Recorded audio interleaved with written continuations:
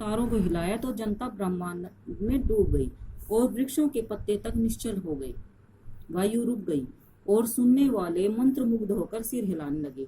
बैजू बावरा की उंगलियां सितार पर दौड़ रही थी।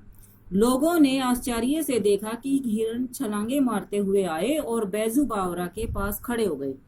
बैजू बावरा तल्लीन होकर सितार बजाता रहा, बजाता रहा, बजाता रहा। हिरण मस्त थे। बैजू बावरा ने सितार हाथ में रख दिया और अपने कंठ से फूल मालाओं को उतारकर उन्हें पहना दिया। फूलों के स्पर्श से हिरणों को सुधि आई, यानी उन्हें होश आया और वे चौकड़ी भरते हुए भागकर वृक्षों में छिप गई। बैजू ने कहा, तानसेन, फूल मालाओं को अब यहाँ फिर से मंगवाइए, तब मैं आपको संगीत विद्या में पूर्ण मानूं। तानसेन सितार हाथ में लेकर अपनी पूर्ण प्रवीणता के साथ बजाने लगा। ऐसा अच्छा सितार उसने अपने जीवन में कभी नहीं बजाया था। सितार के साथ वह स्वयं सितार बन गया था और पसीना पसीना हो गया। बजाते बजाते बहुत समय बीत गया। उसकी उंगलियां दुखने लगी। बहुत चेष्टा करने पर भी जब कोई हिरण नहीं आया, तब तानसेन की आंखों के आगे मृत्यु नाचने लगी। वह पसीना पसीना हो गया और लज्जा से उसका मुखमंडल तमतमा उठा। तमतमा उठना, क्रोधित होना। वह खिसियाना होकर बोला, वे हिरण तो अकस्मात इधर आ निकले थे। राग का प्रभाव थोड़े ही था। साहस है तो अब दोबारा बुलाओ। बैजू बावरा मुस्कुराया और धीरे से बोला, बहुत अच्छा। यह कहकर उसने फिर सितार पकड़ दिया। एक बार संगीत लहरी वायुमंडल में लहराने लगी और फिर सुनने वाले संगीत सागर की तरंगों में डूबने लगे।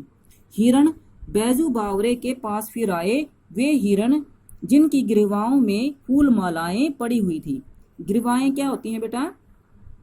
गले, जिसके गले में फूल मालाएं पड़ी हुई थी और जो राग की सुरीली ध्वनि के आकर्षण से आ गए थे। बैजू बावरा ने मालाएं उतार ली और हिरण कूदते हुए लोप हो गए।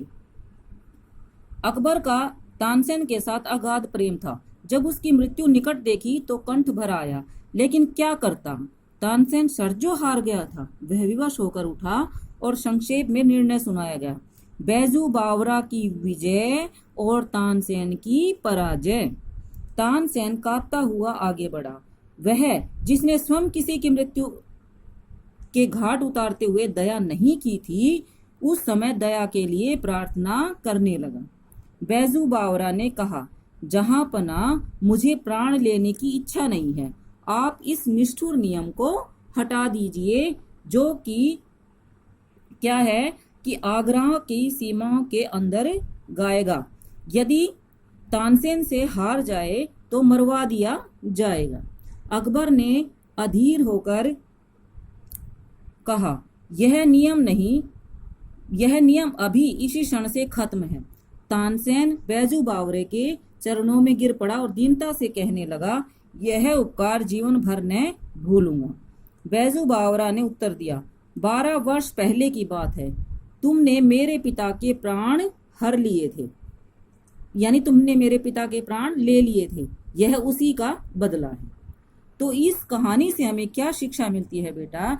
कि क्षमा करने वाला हमेशा महान होता है। मनुष्य को अकारण ही किसी अपनी विद्या पर घमंड नहीं करना चाहिए।